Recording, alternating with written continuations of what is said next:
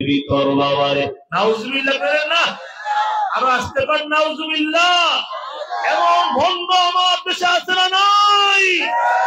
এরা শুধু আমল শুধু বানায়, আরেক দল বের হয়ে গেছে আমল কমায়। দোনোটা দল হলো ইমান চোর। জোরে বলেন কি চোর?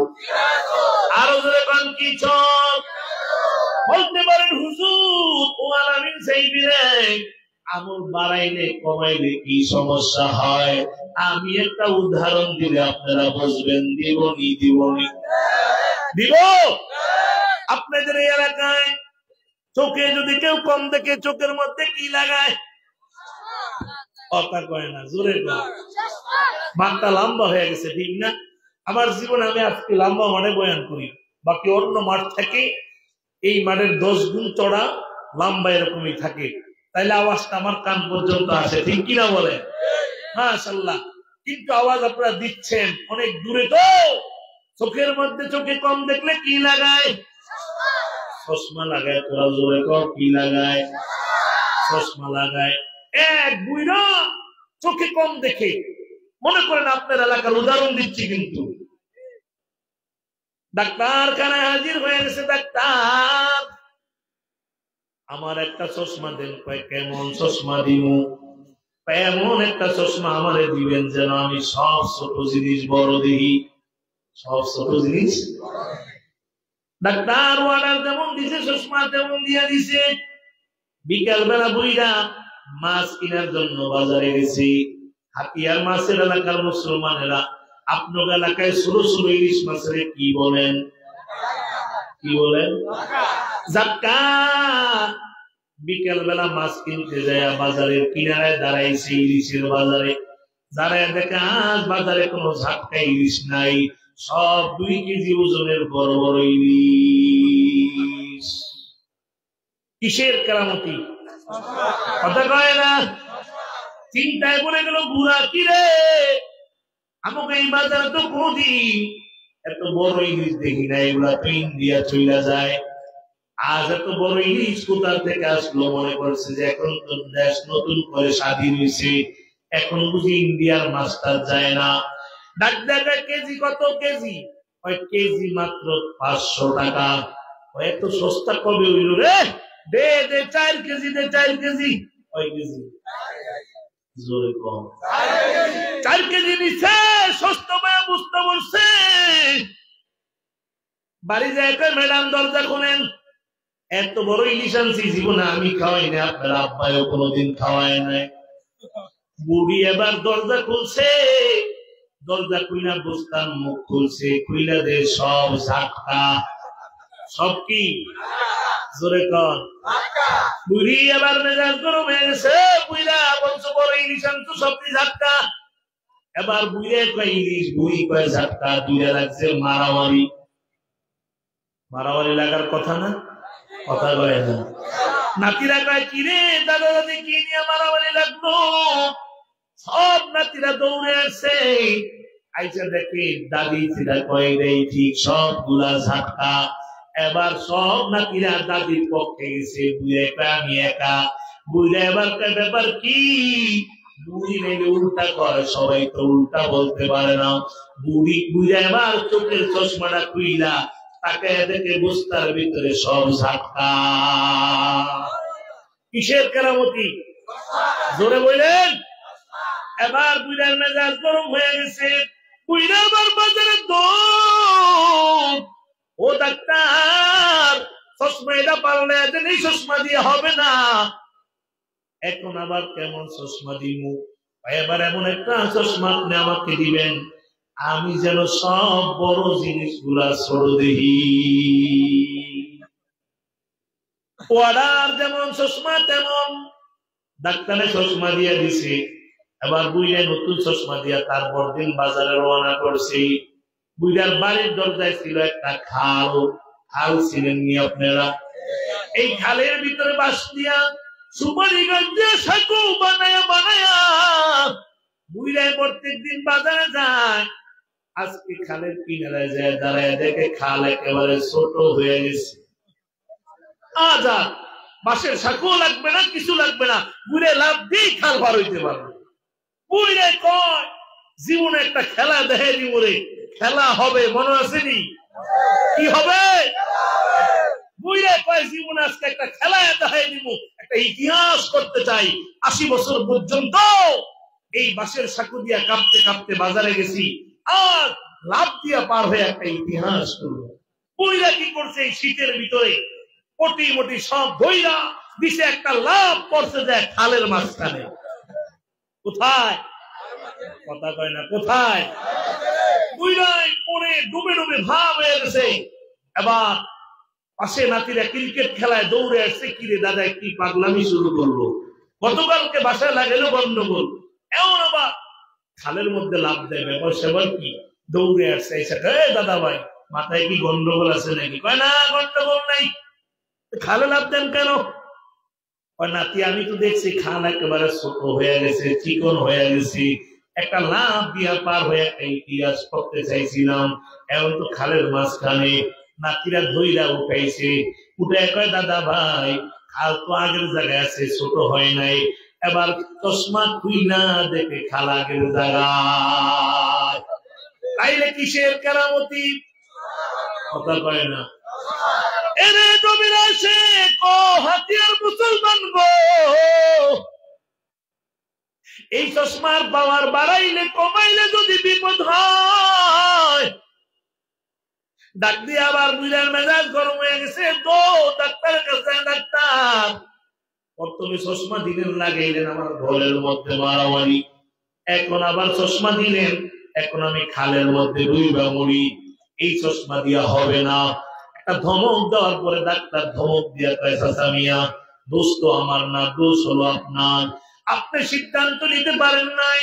প্রথমে বলছেন এমন একটা চশমা দেন, আমি ছোট জিনিস বড় জিনিস ছোট দেখি, পরে বলছেন এমন একটা চশমা দেন ছোট জিনিস বড় দেখি।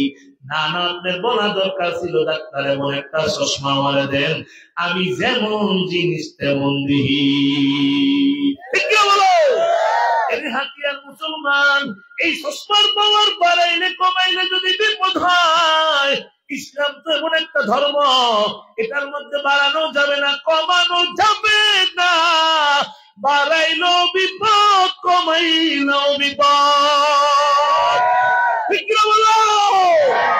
ওরা আবার আমাদেরকে গালি দেয়, বন্ধুরা আমাদেরকে গালি দেয়, আমরা নাকি আশিক রাসূল হতে পারি নাই, ওদের নামাজ নাই, রোজা নাই, পর্দা নাই, ওরা নাকি আশিক রাসূল আছে না না। এরে নবীর আশিক উম্মত, আশিক রাসূল কারে কয়?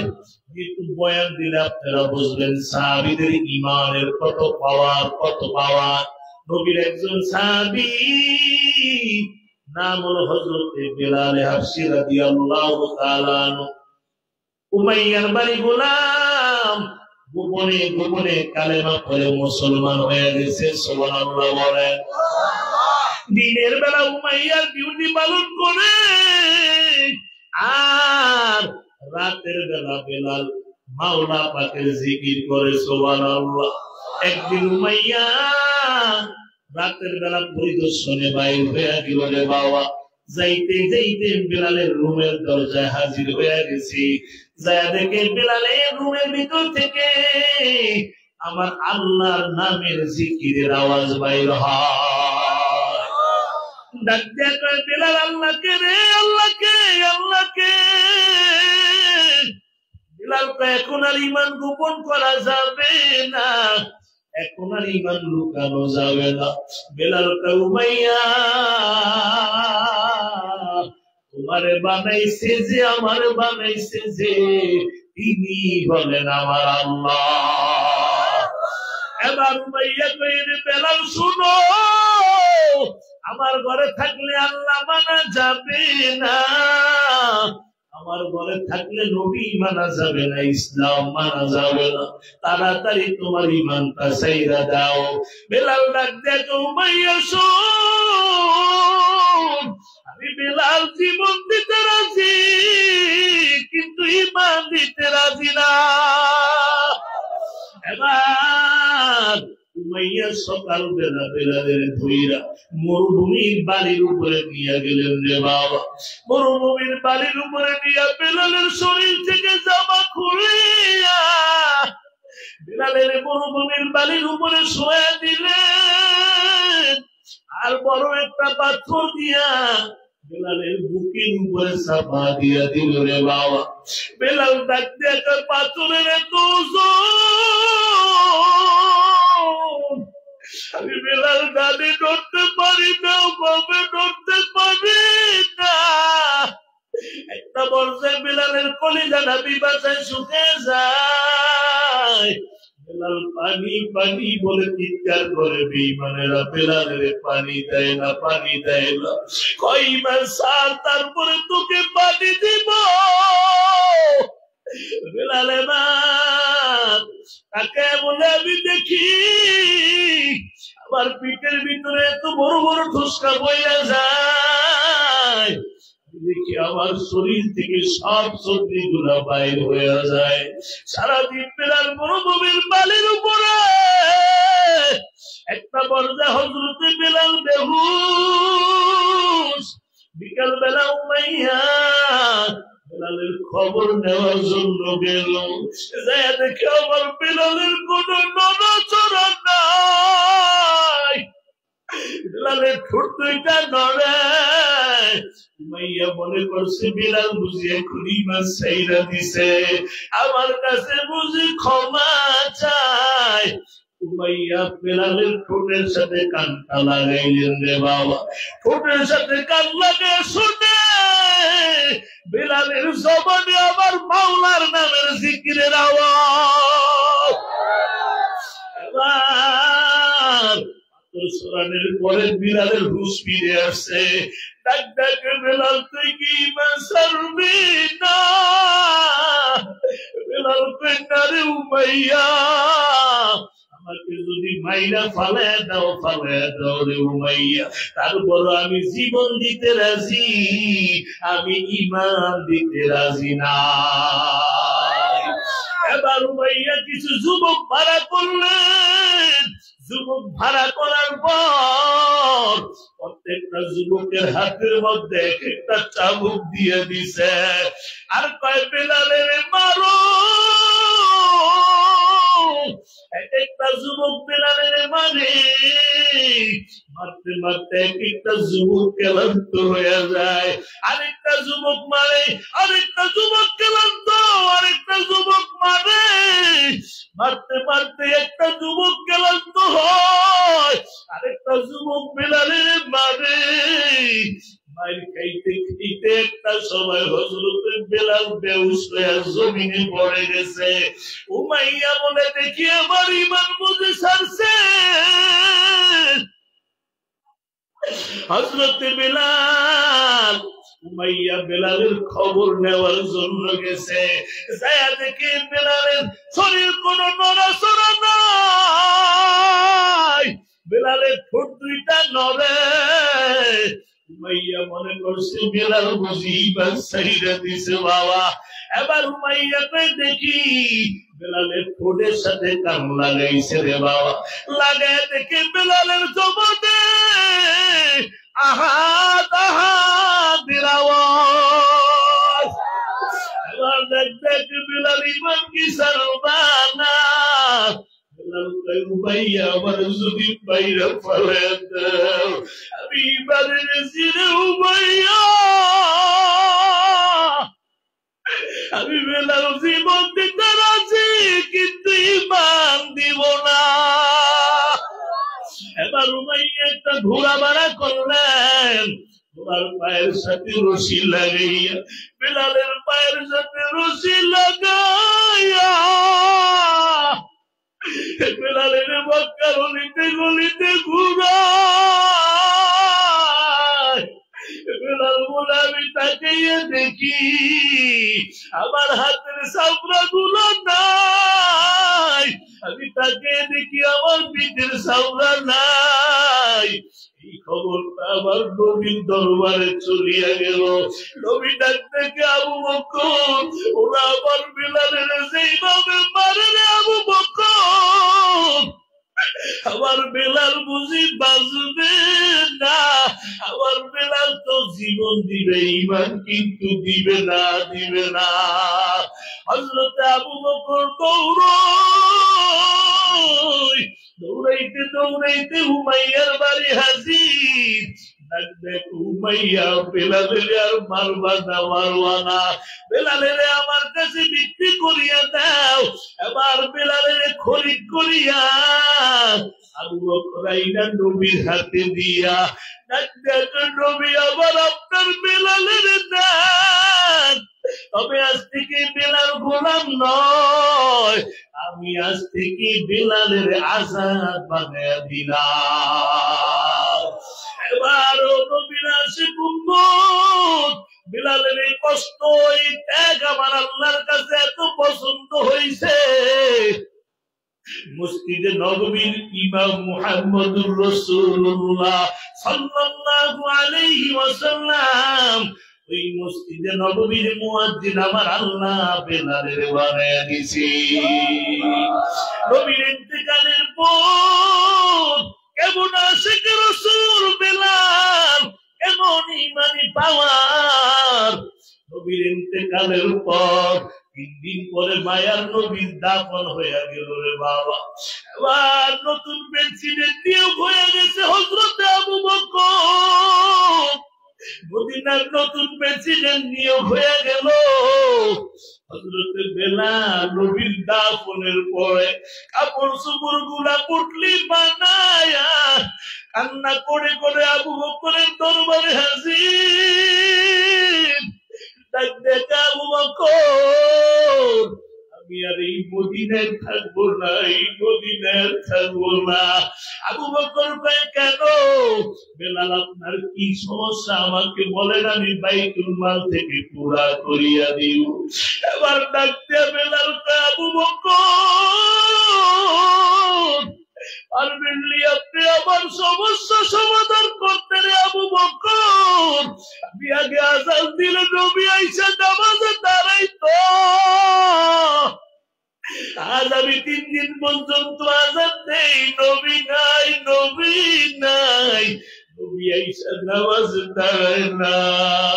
এই কথাটা শুনে আবু বকরের কান্নার আওয়াজ, নবীও কাঁদে, বেলাল কাঁদে, আবু বকর কাঁদে। হযরত বেলাল দামেস্কে চলে গেলেন। 2 বছর হয়ে গেল বাবা। 2 বছর পর বেলাল একদিন রাতের বেলা ঘুমায়। বেলাল ঘুমের ঘরে স্বপ্নে দেখে আমার মায়ার নবী বেলালের ঘরের মধ্যে হাজির। ডাক দেখে, বেলাল তুমি কেন এত জুলুম করো? আবার রওজার পাশে কেন দাঁড়াও না? আর বেলালের ঘুম ভেঙে গেল।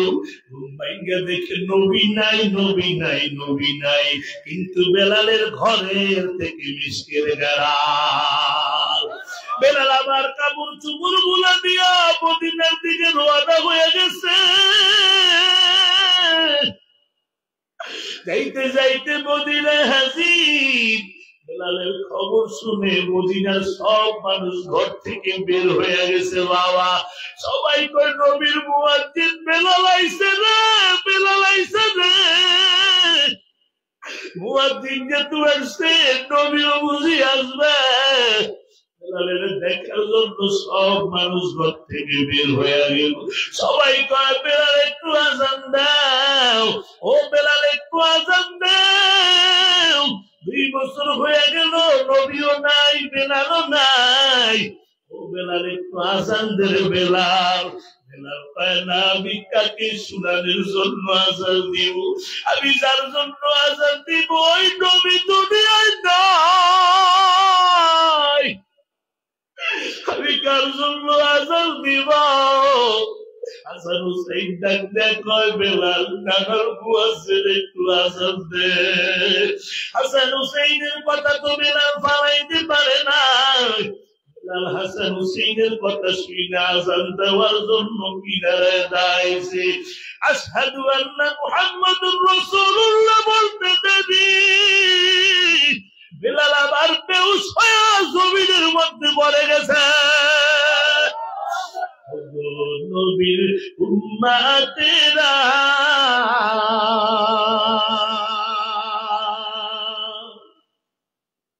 ওয়াজিদি শেহারা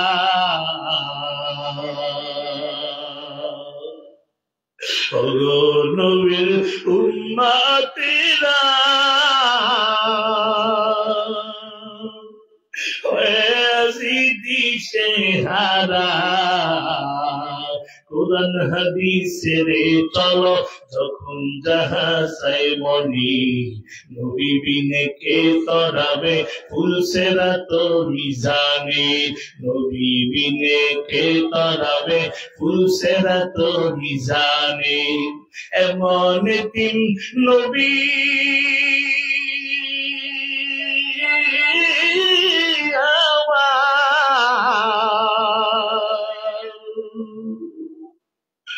পিতা মাতা নাই জিতা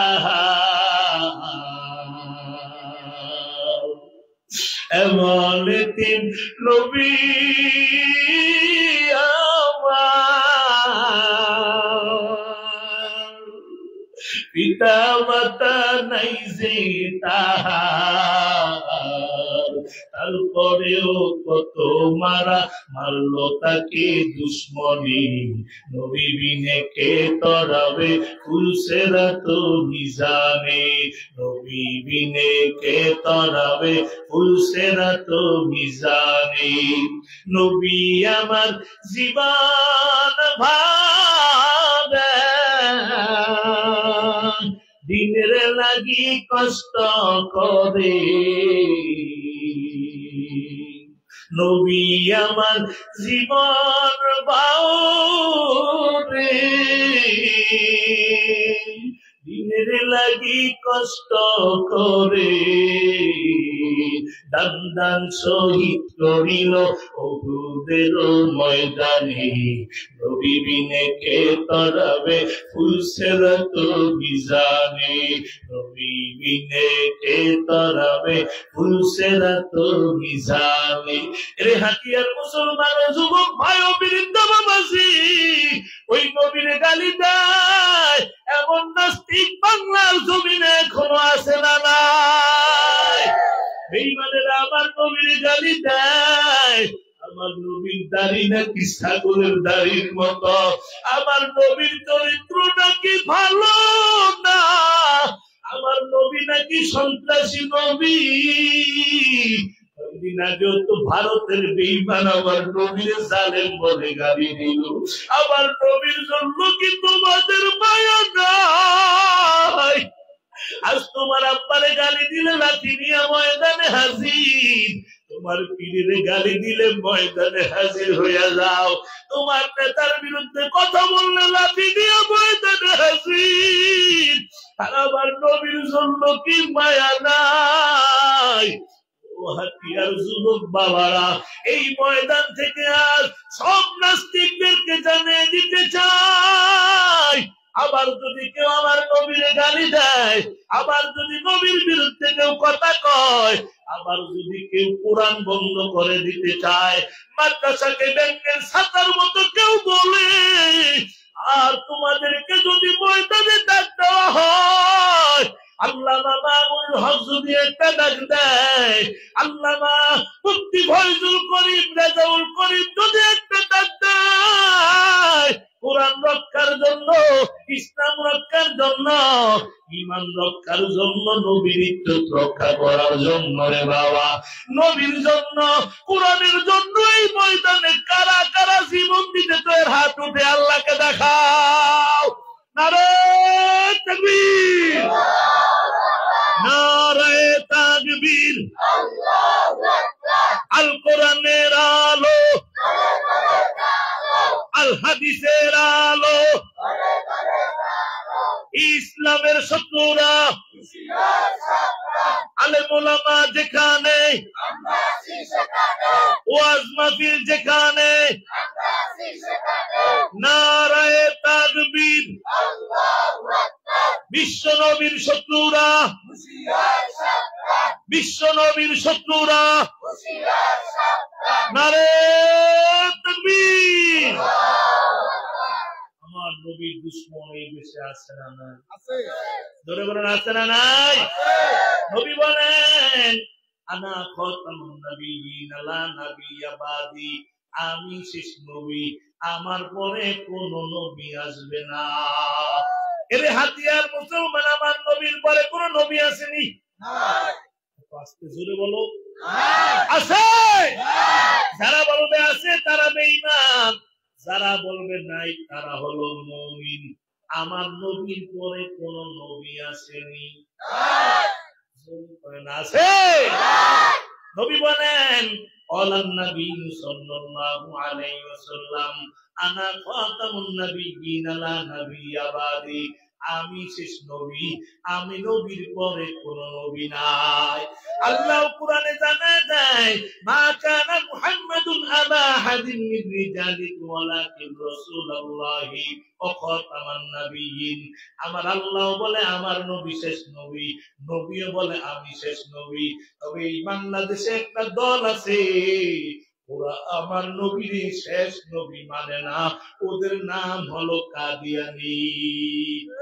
ওরা নাম কি? ওরা আমার নবীর শেষ নবী মানে না, ওরা মির্জা গোলাম মোহাম্মদ কাদিয়ানীকে শেষ নবী মানে। আর আমার নবীকে যারা শেষ নবী মানে না, ওরা এই জমিনে থাকার কোন অধিকার না। ঠিক কিনা বলো? এরে নবীর আশিক উম্মতের দল, ওই বেঈমানের আমি পঞ্চগড় বয়ান করতে গেলাম। পঞ্চগড় বয়ান করতে গিয়ে দেখি হাজার হাজার মুসলমান কাদিয়ানী হয়ে গেছে। নাউজুবিল্লাহ। কাদিয়ানী অর্থাৎ খ্রিস্টান হয়ে গেছে। আমি চট্টগ্রামে বয়ান করতে গেলাম, যা দেখি হাজার হাজার এরকম মুসলমান তারা খ্রিস্টান হয়ে গেছে। গরু দিয়া, ঘর দিয়া, বাড়ি দিয়া তাদেরকে কাফের বানায় ফেলছে বেঈমানেরা। এ নবীর আশিক উম্মত, আমার বুখারীর উস্তাদ আল্লামা শাহ আহমদ শফি রহমাতুল্লাহ আলাইহি 104 বছর ইন্তেকাল করলেন।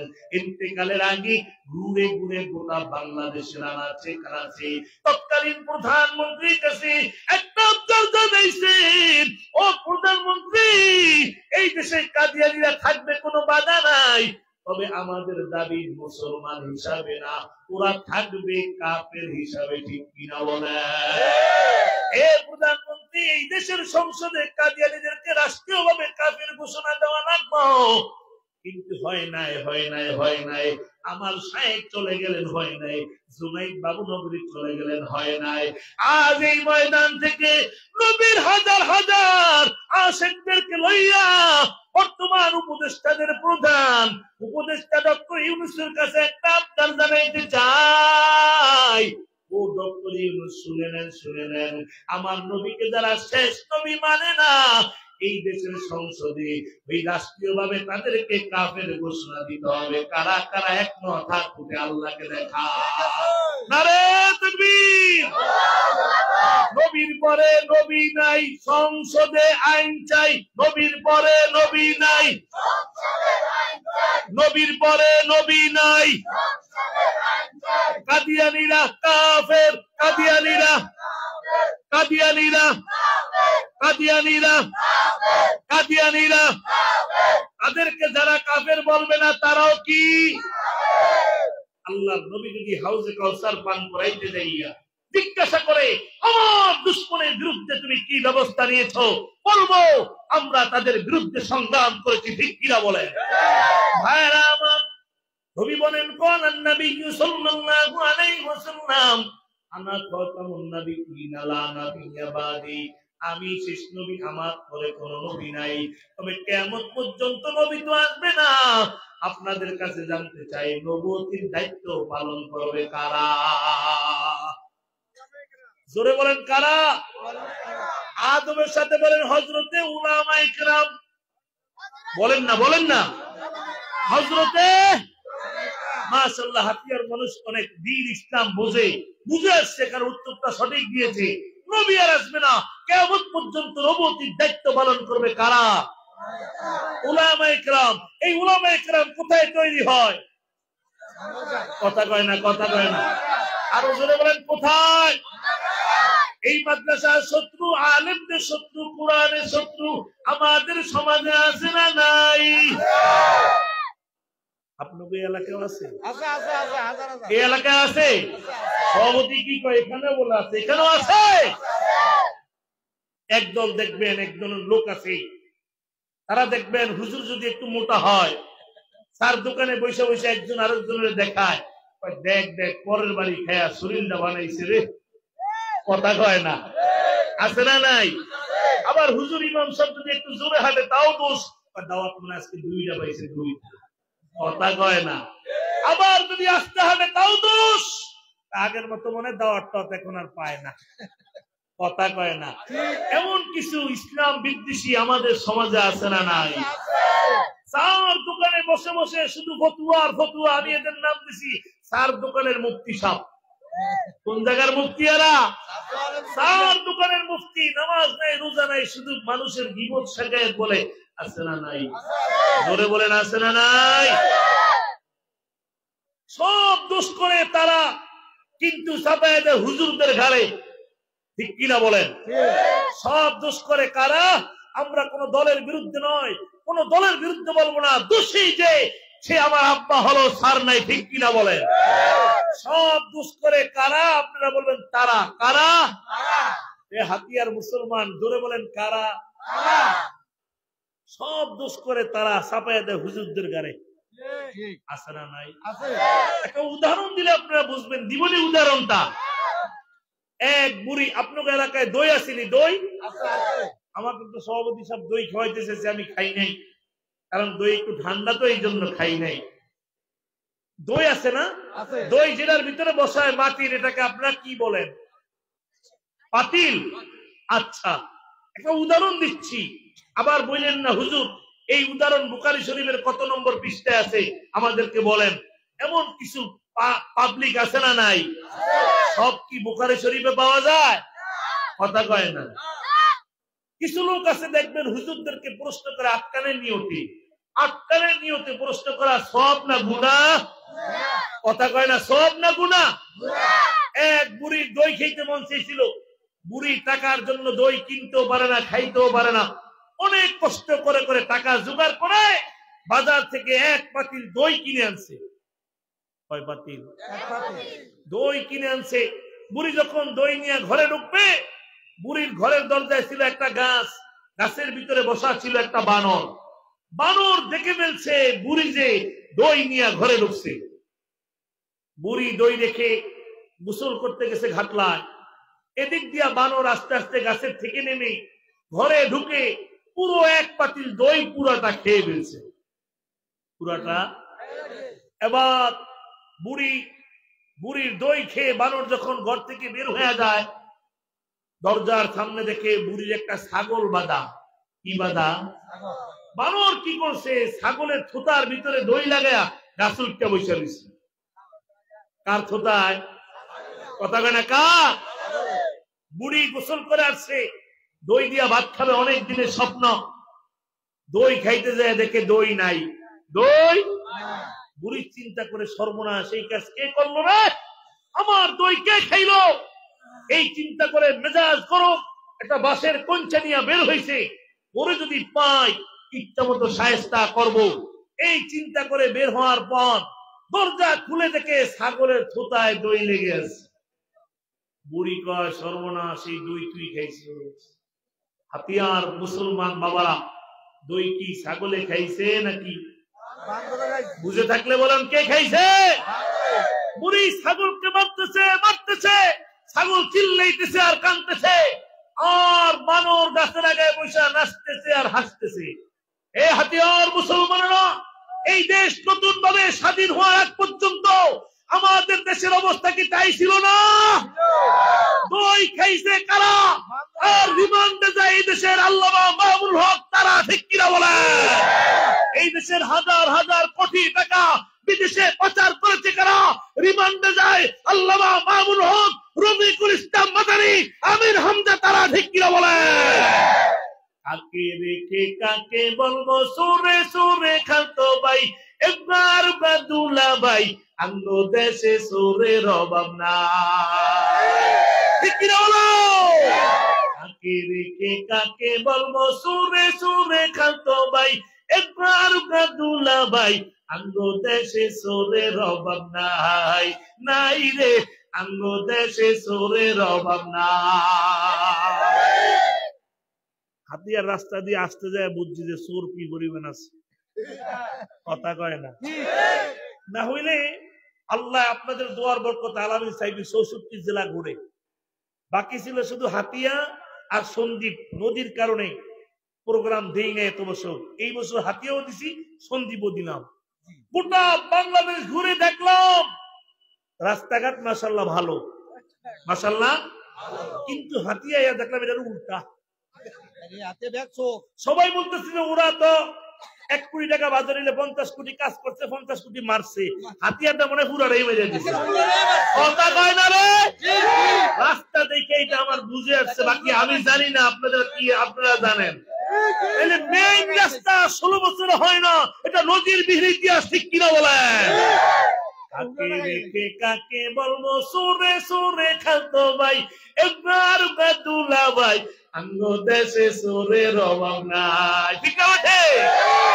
শহর সোরা গ্রাম সোরায় আরো কত চোর, এমন কিছু চোর ঢোকে মসজিদের ভিতর। শহর সোরা গ্রাম সোরায় আরো কত চোর, এমন কিছু চোর ঢোকে মসজিদের ভিতর।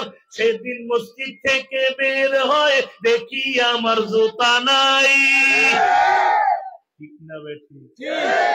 আমার পাশের মসজিদে আমার বন্ধু জুমা পড়ায়, ওই ইমামতিও করে বক্তা মানুষ। ওর মসজিদে 2 মাস আগে সিসি ক্যামেরা লাগাইছে চোর ধরার জন্য। জুতা চোর, কি চোর? সিসি ক্যামেরা লাগাইছে। যত জুতার বাক্সা টাক্সা দিতে কোনো কাজ হয় না, জুতা চোরে নিয়ে যায়। আমার পাশের মসজিদ পেলায় আবার গাউসিয়াতে, আমি যেখানে থাকি আমার বাড়ি গাউসিয়াতে ওখানে। আমি বললাম দোস্ত জুতা চোর ধরছো নি? 2 মাস হয়ে গেছে, একজনও ধরতে পারিনি। আমি এই সিসি ক্যামেরা 40,000 টাকা খরচ করে লাগাই কি লাভ হয়েছে? হয় দোস্ত সিসি ক্যামেরা লাগানোর পরে চোর চালাক হয়ে গেছে, চোর মাফলার দিয়া পুরা মুখ বাইন্দা পরে জুতা চুরি করে। লোক দেখি কিন্তু চেহারা চিনি না, চেহারা।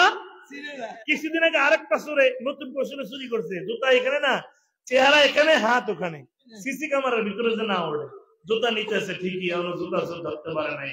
সারা দেশে জুতা চোর আছে না নাই? জুতা চোরের ভয় মুসলিমের আতঙ্ক। ভালো জুতা নিলে মানে নামাজ মানে খালি জুতা নিয়ে আসবে। আবার মসজিদ কমিটি সালাক হয়েছে, আগে বাক্সা ছিল পিছনে, সামনে দিচ্ছে। কেমন একটা দেশ আমাকে বলেন তো? নামাজ পড়তে গিয়া ভালো জুতা নিলে দিলের মধ্যে খুশি খুশি নাই, জুতা নিয়ে চোরে নিয়ে যায়, কথা কয় না? উপর থেকে সুর যাইতে যাইতে নিচ পর্যন্ত জুতা চুরি পর্যন্ত ভেসে, ঠিক কিনা বলে? শহর সুরা শেষরা সুরা গ্রামগঞ্জে যাই, হাঁস মোরগ চুরি করে পিকনিক করি খায়। আসেনি আপনাদের এলাকায়? আছে কি হাতিয়ার মানুষ কি আসেনি? এই এলাকায় মনে আছে বেশিও, কথা কয় না। ওই দিন রাধা চুরি হয়েছে, খাইছে, বাস্তবে কুরবান পাওয়া গেছে, কথা কয় না, কথা কয় না। তাইলে আমার গজলটা ঠিক আছে মনে না? শহর সোরা গ্রামগঞ্জে যাই, হাঁস মোরগ চুরি করে পিকনিক করি খায়। আবার নারিকেল সুপারি চুরি কইরা মা বাবার গাই শুনাই, আঙ্গ দেশে চোরের অভাব নাই। কে কাকে বলবো সুরে সুরে খালতো ভাই একবার কাদুলা ভাই একবার কাতালতো ভাই আঙ্গ দেশে চোরের অভাব নাই। আবার কিছু চেয়ারম্যান মেম্বার গম চুরি করে, তেল চুরি কইরা লুকায় খাদের ভিতরে, ঠিক না বেঠে? আবার কিছু এমপি মন্ত্রী টাকা চুরি করে, এই দেশের টাকা নিয়ে কানাডায় বাড়ি করে, ঠিক না বেঠে? এই ধরনের চোরদের কাজ জানাই দিতে চাই, এই দেশে যদি আবার ইসলামের বিরুদ্ধে কোন ষড়যন্ত্র দুঃসাহস দেখানো হয়, আবার যদি এই দেশে কোন মাহফিল বন্ধের পায়তারা চালানো হয়, আবার যদি কোন বক্তার সামনে থেকে মাইক কেড়ে নেওয়ার দুঃসাহস দেখানো হয়, ওই ভাই বোনদেরকে জুতা পিটা করার জন্য কারা কারা তার হাত তুলে আল্লাহকে দেখা। নারে তাকবীর, নারে তাকবীর। আল কোরআনের আলো, আল হাদিসের আলো, নারে তাকবীর, নারে তাকবীর। আলেম ওলামা যেখানে, ওয়াজ মাহফিল যেখানে, যুব তাফসীর কমিটি যেখানে, গান বাজনা যেখানে, মাদক আছে যেখানে, নারে তাকবীর। মুসলমান ইমানদারেরা, আমার আল্লাহ কোরআনের মধ্যে জানিয়ে দেয়, লাকাদ কানা লাকুম ফি রাসূলিল্লাহি উসওয়াতুন হাসানা। আমার আল্লাহ বলেন, আমি নবীর ভিতরে রেখেছি তোমাদের জন্য উত্তম আদর্শ। সুবহানাল্লাহ বলেন। এরে নবীর আশিক উম্মত, ও যুবক ভাই, কেমন আদর্শ নবী রাখছে, নবীর ভিতরে আল্লাহ রাখছে জানোনি?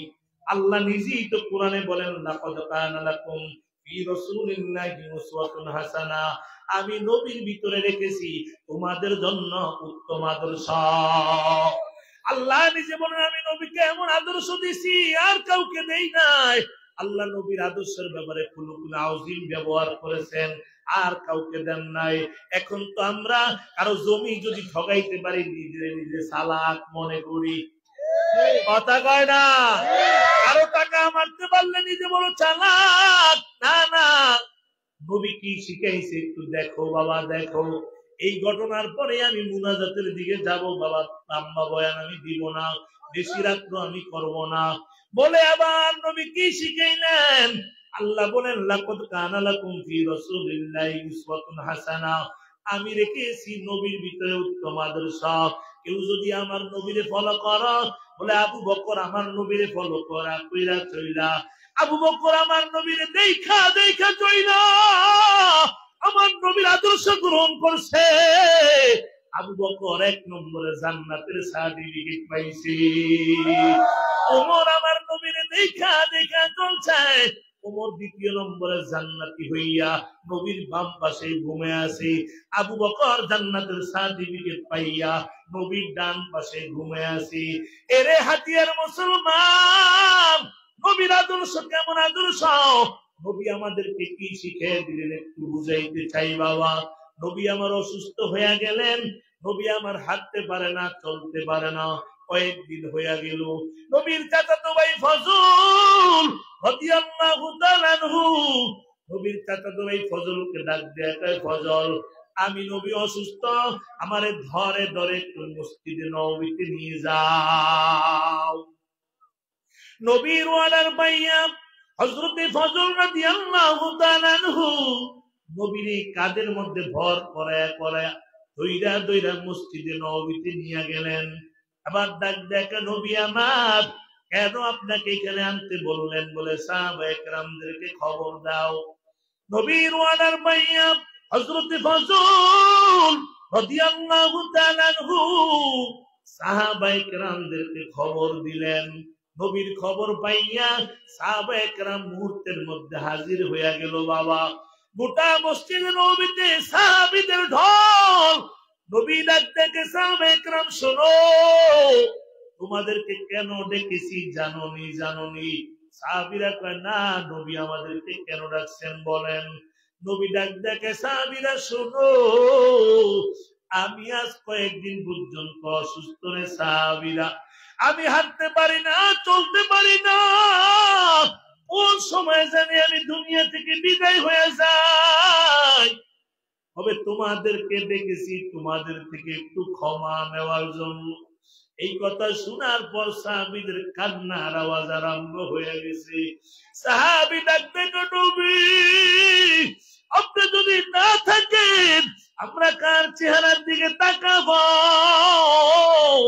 7 দিনের ক্ষুধা নিয়ে নবী আইসা যদি আপনার চেহারাটার দিকে তাকাই, নবী গো ক্ষুধার কসম আপনার চেহারার দিকে তাকাইতে দেরি গো নবী, আমাদের 7 দিনের ক্ষুধা নিবারণ হইয়া যায়। এবার নবী ডাক থেকে সাহাবায়ে কেরাম শুনো, আমি নবীর থেকে কেউ কোনো টাকা পয়সা পাইবানি, যদি পাও আমাকে এখন বলো, আমি পরিশোধ করে দিব। কারণ ঋণ পরিশোধ করার আগে আমি যদি মরিয়া যাই, আমি আল্লাহর কাঠগড়ায় দাঁড়ায় কি জবাব দিব? সব সাহাবীদের কান্নার আওয়াজ, বলে নবী আমরা কেউ আপনার কাছে টাকা পাবো না। একজন সাহাবী দাঁড়ায় গেছে, নবী আমার, আমি আপনার কাছে 3টা টাকা পাবো। কিসের টাকা পাইবা? যুদ্ধের ময়দানে নিয়ে আপনি দান করেছিলেন হাওলাত নিয়া। নবী কয় নেও, টাকা গুলা নিয়ে নেও। সাহাবীর টাকা নবী ঋণ পরিশোধ করে দিলেন। এবার আর কেউ টাকা পয়সা পাইবানি। সাহাবীরা কয় নবী আমার, আমরা কেউ টাকা পয়সা পাবো না গো নবী। এবার নবী কয় সাহাবায়ে কেরাম শোনো, আমি যদি আমার এই হাত দ্বারা জবান দ্বারা যদি তোমাদেরকে কষ্ট দিয়ে থাকি, তোমরা আমাকে মাফ করিয়া দাও। আর যদি মাফ না করো, যদি চাও আমার থেকে আজ প্রতিশোধ নিতে পারবা। আর প্রতিশোধ নেওয়ার আগে যদি মরিয়া যায়, আমি নবী আল্লাহর কাঠগড়ায় কি জবাব দিব? নবীর পরকালের কি চিন্তারে মুমিন, যেই নবীর গুনাহ নাই, যেই নবী কোনদিন কাউরে কষ্ট দেয় না, রহমাতাল লিল আলামিন, ওই নবী চিন্তা করে কবরের হাসরের। ও যুবক ভাই, সব সাহাবীরা কয় না নবী আপনি আমাদেরকে কোনো কষ্ট দেন নাই। একজন সাহাবী দাঁড়িয়ে গেছে, তারা এখন নবী আমার, আমি আপনার থেকে আজ একটা প্রতিশোধ নিতে চাই। নবী কয় কিসের প্রতিশোধ রে সাহাবী? বলে যুদ্ধের ময়দানে একদিন আপনার অনিচ্ছায় একটা চাবুকের বাড়ি আমার পিঠের মধ্যে লাইগা গেছিল। আজ আমি আপনার পিঠের মধ্যে চাবুক দিয়ে একটা বাড়ি দিয়া আজ আপনার থেকে আমার প্রতিশোধটা আমি নিতে চাই। এই কথা বলার পরে সব সাহাবীদের কান্নার আওয়াজ, সাহাবীরা কাঁদে, আমাদের সামনে নবীর পিঠে আঘাত করে প্রতিশোধ নিতে চায়। মনে হয় সাহাবী মুনাফিক হয়ে গেছে, সাহাবী না, এটা মনে হয় মুনাফিক হয়ে গেছে। নবী ডাক দেখে সাহাবী রে, তাড়াতাড়ি আয়, তাড়াতাড়ি আয়, তাড়াতাড়ি আমার পিঠে আঘাত করিয়া প্রতিশোধ নেও। সাহাবী ডাক দেখে নবী গো, আপনি যে চাবুকটা দিয়ে আমাকে আঘাত করেছিলেন ওই চাবুকটা লাগবে। নবী ডাক দেখে ফজল, ওই চাবুকটা তো ফাতেমার বাড়ি, তাড়াতাড়ি যা চাবুকটা নিয়ে আয়। হযরতে ফজল রাদিয়াল্লাহু তাআলা আনহু নবীর ওয়ানার পাইয়া দৌড়াইতে দৌড়াইতে ফাতেমার বাড়ি হাজির হয়ে গেছে। ডাক দেখে ফাতেমা, নবীর চাবুকটা দে রে। ফাতেমা কয় ফজল, আব্বা তো অসুস্থ, যুদ্ধে যাবে না, চাবুক দিয়া কি করবে? ফজল রাদিয়াল্লাহু তাআলা আনহু চোখের পানি ছেড়ে কয় ফাতেমা, নবী তো যুদ্ধে যাবে না, অসুস্থ সত্য, তবে এই চাবুকটা দিয়ে আজকে একটা পিঠের মধ্যে নবীর আঘাত করিয়া একজন সাহাবী নবীর থেকে একটা প্রতিশোধ নিতে চায়। এই কথা শুনিয়া হযরতে ফাতেমা রাদিয়াল্লাহু তাআলা আনহা একটা চিৎকার দিয়ে বেহুশ হয়ে জমিনে পড়ে গেছে বাবা। আর ডাক ডেকে হাসান হুসাইন তোরা কই? আয় আয়, এইদিকে আয়, তাড়াতাড়ি আয়, মসজিদের নববীতে তাড়াতাড়ি যা, তাড়াতাড়ি যা। কে জানি তোর নানার পিঠে একটা আঘাত কইরা প্রতিশোধ নিতে চায়। ও হাসান হুসাইন শুনে নে, একটা আঘাতের পরিবর্তে যত আঘাত লাগে তোরা 2 ভাই পিঠের মধ্যে নিবি, তারপরও আমার বাবার শরীরে যেন একটা আঘাত না লাগে। এরে হাসান হুসাইন শোন, কে আমার আব্বারে মারবে? বেঈমানেরা তো আমার আব্বারে কম মারা মারবে। তাইফের ময়দানে কম মারে নাই, উহুদের ময়দানে কম মারে নাই। আমার আব্বা অসুস্থ, তাড়াতাড়ি যা। হাসান হুসাইন এবার দৌড়ানো আরম্ভ করলো রে বাবা। দৌড়াইতে দৌড়াইতে মসজিদে নববীতে হাজির। দেখে সাহাবী চাবুকটা নিয়ে দাঁড়িয়ে আছে বাবা। হাসান হুসাইন 2 ভাই সাহাবীর পায়ের মধ্যে পাঞ্জাবিরা ধরছে। একটা আঘাতের পরিবর্তে যত আঘাত লাগে আমাদের দুই ভাইয়ের পিঠের মধ্যে করো, তারপরও আমার নানার শরীরে আঘাত করবা না। আমার নানা কয়েকদিন ধরে অসুস্থ রে সাহাবী, আমাদের দুই ভাইয়ের পিঠ পেতে দিলাম, মা বাঁচবে না যদি শুনে আমার নানার পিঠে বাড়ি দিস। একটা আঘাতের পরিবর্তে প্রতিশোধ যদি নিতে চাও, আমাদের দুই ভাই পিঠের মধ্যে বড়, যত মারতে মন চায় বাধা নাই, আর বড় নানারে মারবা না, মারবা না। নবী ডাকতে হাসান হুসাইন আপনারা বসেন, কারণ আপনারা তো সাহাবীর পিঠে আঘাত করেন নাই, আমি আঘাত করেছি, আমার থেকে প্রতিশোধ নিতে দেন, কারণ প্রতিশোধ নেওয়ার আগে আমি নবী যদি মরিয়া যাই, আমি আল্লাহর কাঠগড়ায় দাঁড়ায় কি জবাব দিব। হাসান হুসাইন আপনারা বসেন। নবীর কথা শুনিয়া হযরতে হাসান হুসাইন বসিয়া গেল রে বাবা। এবার সাহাবী চাবুকটা নিয়ে সামনের দিকে একটা কদম আগায়া গেল। হযরতে আবু বকর দৌড়ে এসে সাহাবীর সামনে দাঁড়ায় গেছে। এরে সাহাবী শোনো, আর একটা কদম সামনে আগাবি না, আমি তো আবু বকর, যে আবু বকরের নবী বলছে আবু বকর হিজরত করা লাগতে পারে, আমি আবু বকর 6 মাস পর্যন্ত বিছানার ভিতরে পিঠ লাগাই নাই। নবী যায় আমার ঘরের সামনে দাঁড়াবে, ঘুম থেকে উঠতে যদি দেরি হয়ে যায় আমার নবীর কষ্ট হয়ে যাবে রে সাহাবী। ওই আবু বকরের সামনে নবীরে মারবি, আমি আবু বকর সহ্য করতে পারবো না। এদিক দিয়ে গোটা মসজিদে নববীতে কান্নার আওয়াজ, সব সাহাবীরা গড়াগড়ি করে কাঁদে, আরে আমাদের সামনে নবীরে মারবে, আমরা কেমন করে সহ্য করবো। এবার নবী ডাক আবু বকর আপনি বসেন। আবু বকর কয় সাহাবী, আমি আমার পিঠ তোর সামনে পাইতা দিলাম, যত আঘাত করতে মন চায় একটা বাড়ির পরিবর্তে সব আমার পিঠে কর, তারপর নবীরে মারবি না। নবীকে আবু বকর আপনি বসেন, কারণ আপনি তো আঘাত করেন নাই, আমি আঘাত করছি, আমার থেকে প্রতিশোধ নিতে দেন।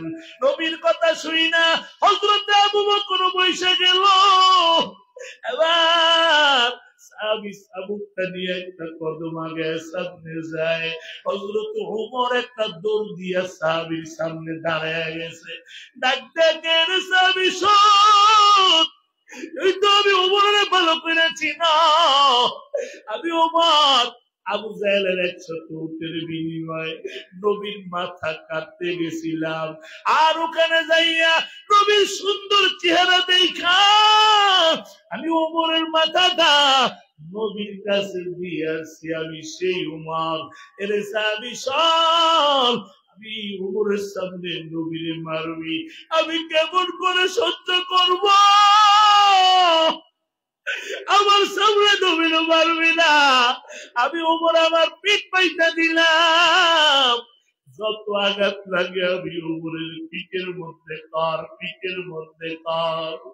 এবার নবী কয় রে ওমর আপনি বসেন, কারণ আপনি তো আঘাত করেন না, আঘাত আমি করেছি, আমার থেকে প্রতিশোধ নিতে দেন। এবার হযরত উসমান দাঁড়াইছে, নবীকে উসমান আপনি বসেন, হযরত আলী দাঁড়ায়, নবীকে আলী আপনি বইসা যাও, আবার থেকে প্রতিশোধ দিতে দেন, কারণ প্রতিশোধ নেওয়ার আগে আমি যদি মরিয়া যাই, আমি আল্লাহর কাঠগড়ায় দাঁড়ায় কি জবাব দিব। এবার এক কদম দুই কদম করে করে নবীর পিছনে যায় দাঁড়াইছে। দাঁড়ায় কোন নবী আপনি যেই সময় আমাকে আঘাত করেছিলেন ওই সময় আমার গায়ে কোনো জামা ছিল না নবী গো আমি আঘাত করার আগে প্রতিশোধ নেওয়ার আগে আপনার শরীর থেকে জামাটাও খোলা লাগবে নবী আমার এই কথা শুই না শরীর থেকে জামাটা খুইলা কইসাবি জামা খুইলা দিলাম তাড়াতাড়ি প্রতিশোধ নেড়ে সাহাবি জামা খোলার পর সাহাবি নবীর গলার মধ্যে আঞ্জামাইরা ধইরা নবীর পিঠের ভিতরে মোহরে নবুয়ত ওই মোহরে নবুয়তের ভিতরে একটা সুমা লাগাইয়া দিলা আবার তারে তারে কাঁদতে নবী কই সাহাবী কি করলি আমার মোহরে নবুয়তে চুমা দিলি না যেন তোর উপরে জাহান্নামের আগুন হারাম করলি এবার তারে তারে কান্দে সাহাবীরা কয় কাঁদো গেল মনে করছো আমি নবীরে সত্যি সত্যি মারবো না কেন অভিনয় করলাম সাহাবীরা দেখায় আমি জানি আমার আমল বেশি ভালো না আবার যদি কিয়ামতের ময়দানে কোন আমল যদি কবুল না হয় আল্লাহ যদি আমার জাহান্নামে দেয় আমি বলবো আল্লাহ ঠোঁট দুইটা দিয়ে আপনার নবীর মোহরে নবুয়ত আমি চুমা খাইছিলাম ও আল্লাহ এই ঠোঁট আপনি কেমন করে জাহান্নামের ভিতরে আপনি জ্বালাইবেন এ নবীর আশিক উম্মত ওই নবীর মদিনায় কার কার যাইতে মন চায় মদিনা যাইতে পারলাম না মদিনা দেখিতে পারলাম না মদিনা যাইতে পারলাম না আমি অসহায় তাই এত দূরে রই আমি অসহায় তাই এত দূরে রই শুধু সালাম জানাই মদিনা যাইতে পারলাম মদিনা দেখতে পারলাম না মদিনা নাম কত সুন্দর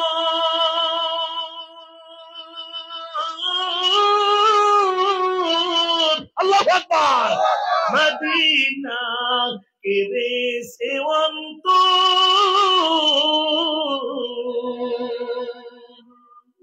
মদিনা নাম কত সুন্দর মদিনা কেরে সেবন্ত ওই মদিনার পথে দুলি আমি ওই মদিনার পথে দুলি আমি মারতে পারলাম না মদিনা যাইতে পারলাম না মদিনা দেখতে পারলাম না মদিনা নাম কত মধু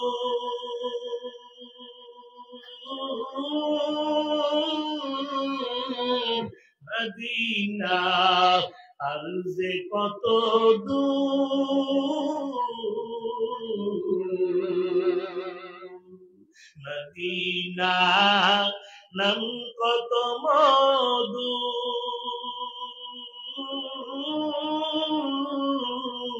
মদিনা আর যে কত দূর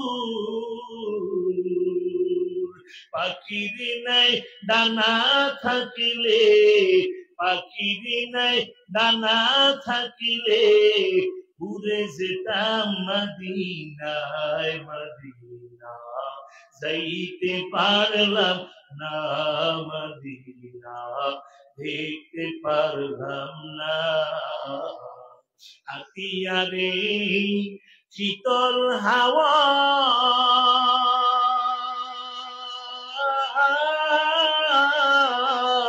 অচিনে করেছ ধাওয়া হাতিয়া রে শীতল হাওয়া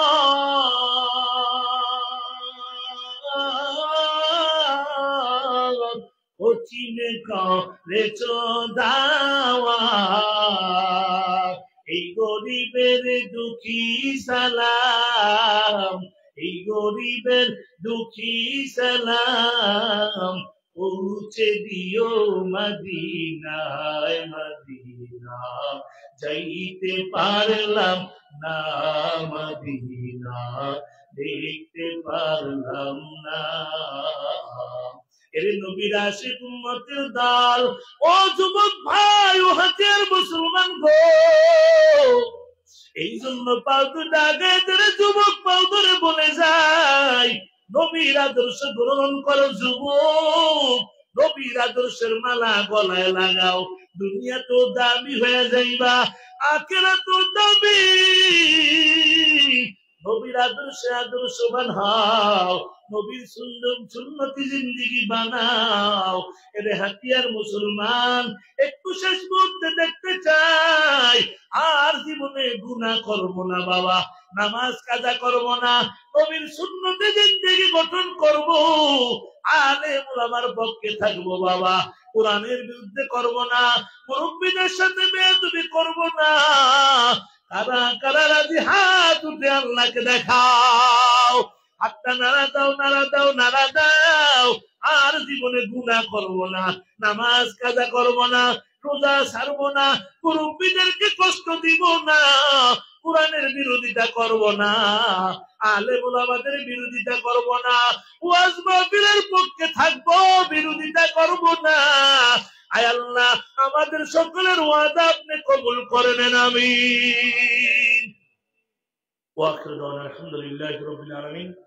এখনই দোয়া হয়ে যাবে ইনশাআল্লাহ আল্লাহ তাআলা আমাদের সকলকে যতটুকু আলোচনা করেছি আমল করার তৌফিক দান করেন বলেন আমিন আরো আসতে বলেন আমিন আল্লাহ তাআলা আমাদের সকলকে কবুল করেন বলেন আমিন মাঠের শেষ প্রান্ত পর্যন্ত কেউ উঠবেন না যারা দাঁড়িয়ে আছেন দোয়া হয়ে যাবে বসে বলুন কারণ দোয়ার সময় দাঁড়ায় থাকলে বেয়াদবি হবে আর আল্লাহর সামনে দোয়া করবেন আদবের সাথে বসবেন কেউ দাঁড়ায় থাকবেন না ইনশাআল্লাহ আল্লাহ তাআলা সকলকে কবুল করেন বলেন আমিন আমি হাতিয়ায় এই সর্বপ্রথম মাহফিল করেছি আগামীকালকে আমার প্রোগ্রাম আছে হাতিয়া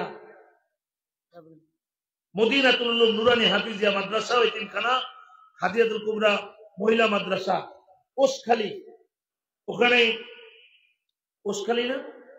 কোষখালী বাজার উত্তর পাশে আবহাওয়া অফিস সংলগ্ন ওখানে কালকে আমি বয়ান করব ইনশাআল্লাহ আপনাদের দাওয়াত রইল ইনশাআল্লাহ ওখানে যাবেন তো ইনশাআল্লাহ সকলের দাওয়াত রইল আমার পক্ষ থেকে ওখানে আমি আরো নতুন আলোচনা করব ইনশাআল্লাহ ওখানে সবার দাওয়াত রইল আমার জীবনে এই প্রথম হাতিয়া আজকে বয়ান করেছি আপনারা শেষ পর্যন্ত ছিলেন এই জন্য আমি মুসাফির হিসাবে আপনাদের জন্য দোয়া করবো আমি খুশি হয়েছি আলহামদুলিল্লাহ বলেন আরো আসতে বলেন আলহামদুলিল্লাহ হাতিয়াতে আমার জীবনে কখনো প্রোগ্রাম দিই নেই আমি জানতাম যে এই নদীর পার মানুষ কিভাবে থাকে না থাকে তবে আজকে সকালে হাতিয়ায় আমি 11টার ভিতরে মনে বসেছি উসানে গতকালকে আমাদের প্রোগ্রাম ছিল কোম্পানিগঞ্জে ওখান থেকে এখানে এসেছি গাড়ি আমরা ওপর রেখে এসেছি আসার পর থেকে হাতিয়ার মানুষের ব্যবহার আচার আচরণ মেহমানদারি এবং উলামা ইকরামদের ব্যবহার দেখে আমি অনেক খুশি হয়েছি ধন্য হয়েছি আল্লাহ তাআলা সবাইকে কবুল করেন বলেন আমিন হাতিয়ার মাটিকে আল্লাহ ইসলামের ঘাঁটি হিসাবে কবুল করেন বলেন আমিন ইনশাআল্লাহ হাতিয়ার মাটিকে আল্লাহ ইসলামের ঘাঁটি হিসাবে কবুল করবেন ইনশাআল্লাহ এবং আগামীকালকে আপনাদের সকলের দাওয়াত রইল আমার পক্ষ থেকে এবং মাদ্রাসার মুতাইম সাহেবের পক্ষ থেকে দাওয়াত রইল সকলে ওখানে যাবেন তারপরে আগামী মাসের 4 তারিখ আমার একটি প্রোগ্রাম আছে আমতলী বাজার জামে মসজিদ এবং যুব সমাজের উদ্যোগে একটি মাহফিল হবে ওটাই তার পরেই ছিল কিন্তু ওটা ফেব্রুয়ারি 4 তারিখ দিয়েছি আলফারা যুব সমাজের উদ্যোগ হবে ওখানেও আপনাদের দাওয়াত রইল ইনশাআল্লাহ তবে কালকে আমি দেখবো কারা কারা এখান থেকে গেছেন জিজ্ঞাসা করব এই বাজারের নাম জানি কি বাজার নতুন সুইচ বুদ্রাঘাট। হ্যাঁ, এইখান থেকে কারা কারা আছেন জিজ্ঞাসা করবো ইনশাল্লাহ, আলোচনা হবে ইনশাআল্লাহ। সকলের দোয়া রইল। আমি আপনাদের জন্য প্রাণ ভরে দোয়া করবো। আমি মুসাফির মানুষ।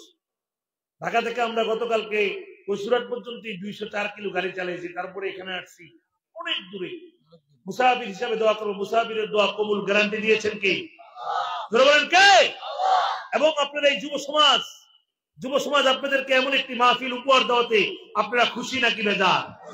জোরে বলেন খুশি না বেজার? এই যুব সমাজে আপনাদের সকলের সন্তানদেরকে ভর্তি করে দিবেন, কারণ কারো সন্তানের আছে ডেস্ক বাজায়, গান বাজায়, ঠিক কিনা বলেন? আর কারো সন্তান আছে মাহফিল আয়োজন করে। ওই মা বাবার কপাল ধন্য, যেই সন্তানের আব্বা আম্মা মাহফিল আয়োজন করে। আপনারা থাকবেন না, আমি সাইডি থাকবো না, কিন্তু যুব সমাজ এরা থাকবে না। পরবর্তী জেনারেশন যারা আসবে এরা মাহফিল দেবে, আমরা কবর শীর্ষে সব পাবো ইনশাআল্লাহ। আল্লাহ তাআলা এই যুব সমাজকে কবুল করেন, বলেন আমিন। আর আসতে বলেন আমিন। তারপরে 3 তারিখ 3 জানুয়ারি 30 জানুয়ারি 3 জানুয়ারি তো শেষ, আজকে দেখুন 30 জানুয়ারি আপনাদের এখানে আসবে খতিবুল উম্মাহ, আমার অত্যন্ত কলিজার একজন মানুষ, মাওলানা হাফিজুর রহমান সিদ্দিকী সাহেব দামাত বারাকাতুম কুয়াকাটা। হুজুর বর্তলিতে আসবেন, আপনাদের দাওয়াত রইল ইনশাআল্লাহ। আল্লাহ তাআলা সর্বোপরি সবাইকে কবুল করেন, বলেন আমিন। বিশেষ করে সভাপতি সাহেব অনেক মেহমানদারি করাইছেন। তারপর আমার এই যে ভাই কোথার থেকে চলে আসছে, আমতলী থেকে চলে আসছে। তারপরে হাফেজ মাওলানা মনির সাহেব এবং কারি নাজিমউদ্দিন সাহেব সহ ওনারা যেই পরিমাণ, আরেকজন ভাই আসছে এদিক থেকে, এবং মাওলানা নূর নবী সাহেব আগামীকালকে মাদ্রাসা তিনি সভাপতি। আরেক ভাই আসছিল, ওই যে ওই কারি সাহেব মসজিদের সামনে যে মাদ্রাসা, হাফেজ আব্দুর রহিম সোহেল সাহেব। ওনারা আমাকে সারাদিন যে পরিমাণ মানে আদর আপ্যায়ন করেছে, ওলামা ইকরাম এত ভালো। আমি তো অন্য কোথাও থাকার সুযোগ হয় না, চলে আসি, এখান থেকে যাওয়ার ব্যবস্থা নাই। ওনারা যে পরিমাণ আদর করেছে আমাকে, আল্লাহ তাআলা আমার এই সকল ভাইদেরকে কবুল করেন, বলেন আমিন। এবং আপনাদের যুব সমাজ সার্বক্ষণিক আমার খোঁজ খবর রেখেছে, সারাদিন ওখানে খবর একের পর এক লাগায় রাখছে, আমার কি খাবো, কোথায় থাকবো, কি করবো, মানে আমি অনেক খুশি হয়েছি আলহামদুলিল্লাহ। আল্লাহ তাআলা যুব সমাজকে কবুল করুক, এবং মাইকম্যানকে, প্যান্ডেলওয়ালাকে, লাইটম্যানকে আল্লাহ কবুল করুক, বলেন আমিন। এবং এই কমিটিতে যারা আছেন সকল ভাইদেরকে আল্লাহ কবুল করেন, বলেন আমিন। দোয়া হয়ে যাবে ইনশাআল্লাহ। এবং প্রবাসী ভাইরা, ওনাদের জন্য একান্ত দোয়া। ওনারা তো আমাদের দেশের রেমিটেন্স যোদ্ধা, ওনাদের কি দোয়া করবে ইনশাআল্লাহ প্রবাসীদের জন্য। এবং জেলে যারা আছে ওনারা কত কষ্ট করে, আল্লাহ এই ভাইদেরকে কবুল করুন, বলেন আমিন। আল্লাহ তাআলা ব্যবসা বাণিজ্যের ভিতরে বারাকা দান করুন, বলেন আমিন। প্রবাসী যারা আছে আল্লাহ তাআলা তাদেরকে কুদরতি হাতের দ্বারা হেফাজত করেন, বলেন আমিন। ইনশাআল্লাহ এখনই দোয়া হয়ে যাবে। কারণ বক্তব্য আছে, আল্লাহ তাআলা সকলকে কবুল করুন। আমরা সবাই নামাজের শুরুতে বসি, নামাজের শুরুতে জায়গা মনে হবে না, নামাজে কষ্ট হইলে বসেন। নামাজের শুরুতে দিল নরম করে বসেন, কারণ আল্লাহর সামনে বসবেন একেবারে নরম হয়ে, আমার মতো গুনাহগার আর কেউ নাই। এইভাবে সবাই বসেন, নামাজের শুরুতে দুরূদ শরীফ পড়েন, আল্লাহুম্মা সাল্লি আলা মুহাম্মাদিন ওয়া আলা আলি মুহাম্মাদ কামা সাল্লাইতা আলা ইব্রাহিম ওয়া আলা আলি ইব্রাহিম ইন্নাকা হামিদুম মাজিদ। আল্লাহুম্মা বারিক আলা মুহাম্মাদ ওয়া আলা আলি মুহাম্মাদ কামা বারাকতা আলা ইব্রাহিম ওয়া আলা আলি ইব্রাহিম ইন্নাকা হামিদুম মাজিদ। আস্তাগফিরুল্লাহ রাব্বি মিন কুল্লি যামবিন ওয়া আতুবু ইলাইহি লা হাওলা ওয়া লা কুওয়াতা ইল্লা বিল্লাহ। আলহামদুলিল্লাহি রাব্বিল আলামিন। والعاقبة للمتقين والصلاة والسلام على سيد المرسلين وعلى آله وصحبه أجمعين يا أرحم الراحمين يا أرحم الراحمين يا أرحم الراحمين رب ربنا ظلمنا أنفسنا وإن لم تغفر لنا وترحمنا لنكونن من الخاسرين ربنا آتنا في الدنيا حسنة وفي الآخرة حسنة وقنا عذاب النار وقنا عذاب القبور وقنا عذاب الحشر وقنا عذاب الميزان وقنا عذاب اليوم القيامة আয় আল্লাহ এই গভীর রাত্রে তাকে দেখেন চতুর্দিকে আল্লাহ এক এক করে মানুষের দরজাগুলা বন্ধ হয়ে গেছে আয় আল্লাহ পশু পাখিরা ঘুমিয়ে গেছে আয় আল্লাহ এই সময় ঠান্ডার ভিতরে কত আলেম উলামাদেরকে নিয়ে হাত উঠাইছে রে আল্লাহ কত দাড়ি পাকা মুরব্বীরা হাত উঠাইছে পুলিশের কত যুবকেরা হাত উঠাইছে আল্লাহ পর্দার আড়ালে কত মা বোনেরা হাত উঠাইছে আয় আল্লাহ যারা আপনার কাছে বেশি ভালো লাগে পছন্দ হয় ওই হাতে উসিলা করে আমাদের সকলের হাতগুলো আপনি কবুল করে নেন আয় আল্লাহ তাকে দেখে কুদরতি নজর দিয়ে তাকে দেখে এই ময়দানে কার জানি মা নাই বাবা নাই মা হারায় তিন বাবা হারায় তিন সন্তানেরা চোখের পানি গুলা সাইরা দিছে রে আল্লাহ কার মা জানি কবর থেকে আত্মনা জানাই সন্তান আমি ভাব কবরের ভিতরে বিপদে পড়ে আছি রে বাবা তুমি আজ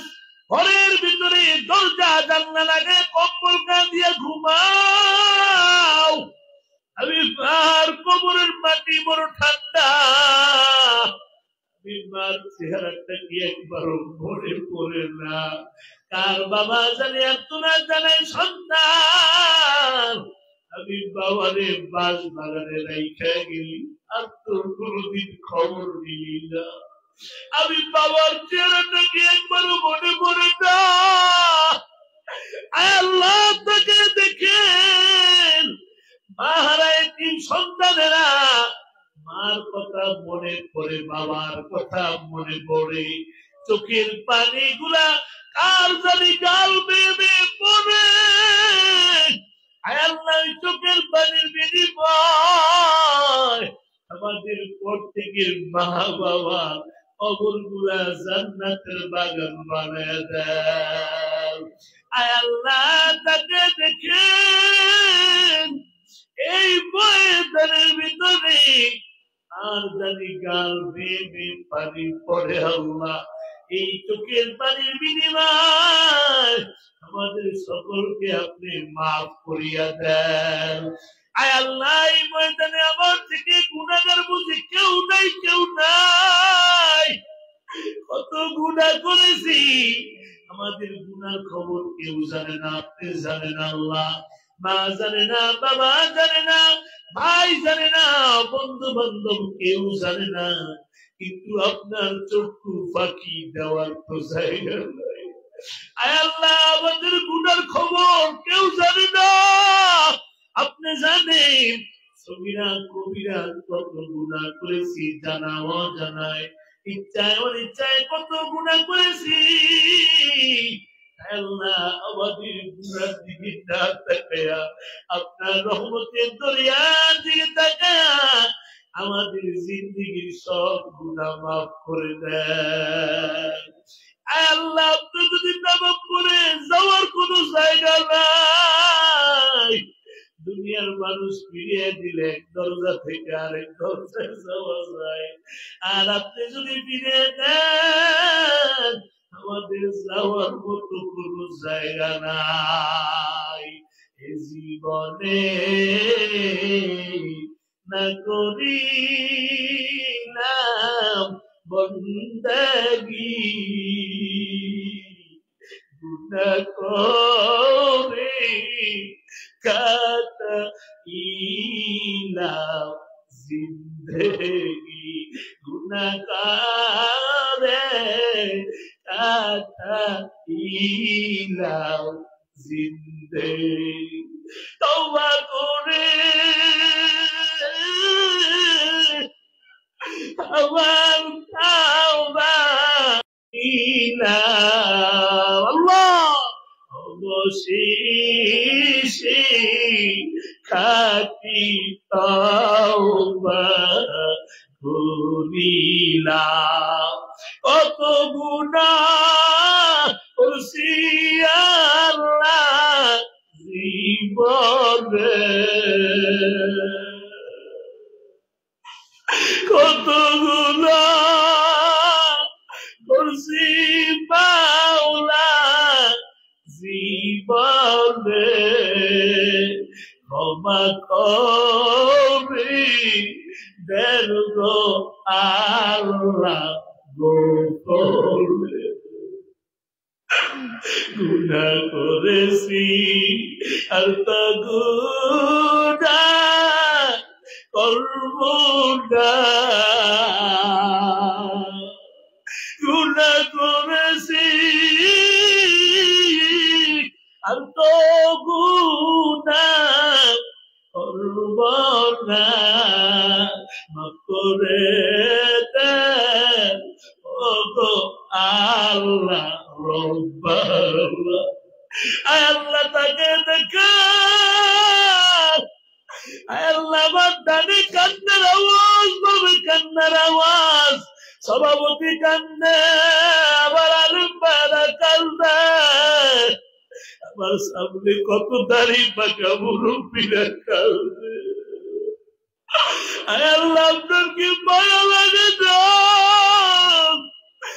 আল্লাহ এরা খানার জন্য আসে নাই এরা টাকার জন্য আসে নাই এখানে খাবার দেওয়া হবে না টাকাও দেওয়া হবে না আয় আল্লাহ এরা কোরআনের আসে এরা আপনার নবীর আসে এরা গুনাহ মাফ চায় জাহান্নাম থেকে মুক্তি চায় আল্লাহ গভীর রাতে এদেরকে আমি কি দিয়ে ফিরে দিব আমার কাছে দেওয়ার মতো কিছু নাই আল্লাহ আমি মুসাফির মানুষ দোয়া কইরা যাই আল্লাহ প্রত্যেকের গুনাহ মাফ করিয়া মাসুম বানিয়ে দেন মাসুম বানিয়ে বাড়ি ফিরে দিয়ে আল্লাহ আল্লাহ আপনার কি চোখের পানি দেখা মায়া লাগে এরে যুবক তাকে দেখ তোর ডানে বামে কার গাল নেবে চোখের পানি পড়ে তোমার চোখে কেন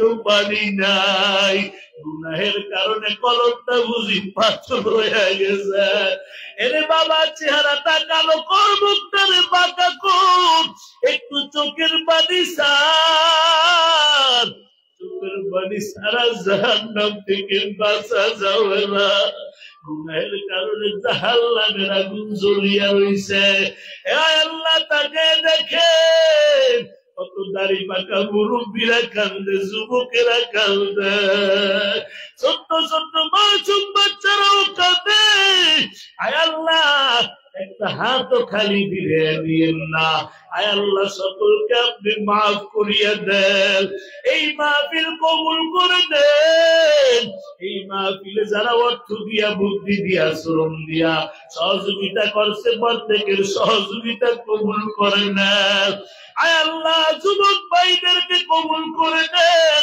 আগামী বছর আরো বড় করে মাহফিল করার তৌফিক দান করে দেন আয় আল্লাহ এলাকার যত কবরবাসী আছে কবরের আযাব মাফ করিয়া দেন আয় আল্লাহ ছেলে ভাইদের আল্লাহ ব্যবসার ভিতরে বরকত দিয়ে দিন প্রবাসে যারা আছে আল্লাহ আপনি কুদরতি হাতের দ্বারা হেফাজত করিয়েন আয় আল্লাহ এই মাহফিলকে আপনি কিয়ামতের দিন নাজাতের জরিয়া বানিয়ে দিয়েন আমার আগে যারা বয়ান করেছে কবুল করে নেন আয় আল্লাহ মাইকলা ফেন্ডেল ওলাদেরকে কবুল করে নেন আমার আলেম ভাইদেরকে কবুল করে নেন আগামীকালকের মাহফিল সফল করিয়া দিয়েন আল্লাহ আগামীকালকের মাহফিল সফল করিয়া দিন 4 তারিখের মাহফিল কেন আপনি সফল বানায় দিয়েন আল্লাহ আয় আল্লাহ জানি না কোন দিন জানি মরণ হয়, কারণ আল্লাহ কোন দিন জানি আজরাইল হাজির। ওই কবরে বক্তার পরিচয় চলবে না, মুক্তির পরিচয় চলবে না, কবরে ধনির পরিচয় চলবে না। সে আবুল নিয়ে যাবে, তার সাথে কবর ভালো ব্যবহার করবে। আয় আল্লাহ, একটা দোয়া করিয়া যাই, আমাদেরকে ইমানদার না বানায় কবরে নিয়ে না রে আল্লাহ। ইমানওয়ালা ইখলাসওয়ালা বানায় দেন, 5 ওয়াক্ত নামাজি বানায় দেন। আয় আল্লাহ, রমজানে রোজা রাখার তৌফিক দিয়া দেন। আয় আল্লাহ, মা বাবার খেদমত করার তৌফিক দান করে দেন। আমাদের সকলের দোয়াগুলো আপনি কবুল করে নেন। পর্দার আড়ালে মা বোনদের দোয়াগুলো কবুল করে নেন। আয় আল্লাহ, সভাপতি সাহেবের মেহমানদারি কবুল করে নেন।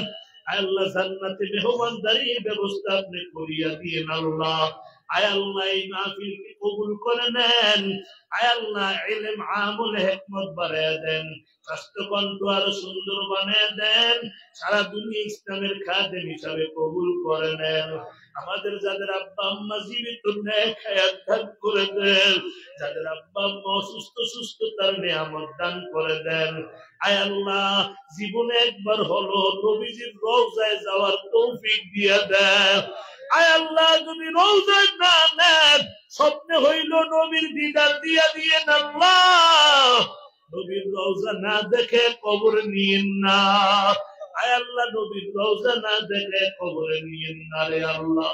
আয় আল্লাহ, এই বাজার ব্যবসায়ীদের ব্যবসার ভিতরে বারাকা দান করে দেন। আয় আল্লাহ, বাজার ব্যবসায়ীকে কবুল করে নেন। আয় আল্লাহ, আগুন পানি যত বালা মুসিবত আছে, আসমানি বালা, হাওয়াই বালা, জমিনের বালা, সব বালা মুসিবত থেকে এই বাজারকে আপনি হেফাজত করে নেন আল্লাহ। আয় আল্লাহ, যারা কষ্ট করেছে তাদেরকে কবুল করে নেন। আলেম ওলামাদেরকে কবুল করে নেন। আয় আল্লাহ, যুবক যারা কষ্ট করেছে সবাইকে কবুল করে নেন। মসজিদ কমিটি, মাহফিল কমিটি সবাইকে কবুল করিয়া নেন। আল্লাহুম্মা রাব্বিরহামহুমা কামা রাব্বায়ানি সগীরা ওয়া কুল রাব্বিরহামহুমা কামা রাব্বায়ানি সগীরা। সুবহানা রাব্বিকা রাব্বিল ইজ্জাতি আম্মা ইয়াসিফুন ওয়া সালামুন আলাল মুরসালিন والحمد لله رب العالمين. السلام عليكم ورحمة الله وبركاته.